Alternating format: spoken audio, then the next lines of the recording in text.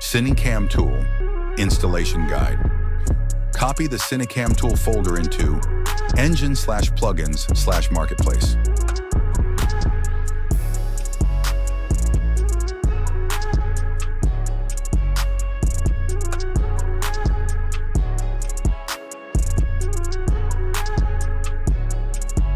Open your project in Unreal Engine.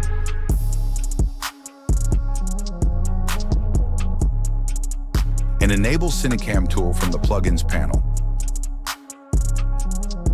Navigate to the plugin folder, all/engine/plugins/CineCamTool/UI.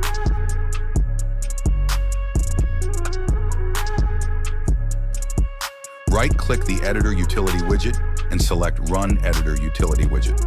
Optional, dock or stack the window for easy access next time. Ready.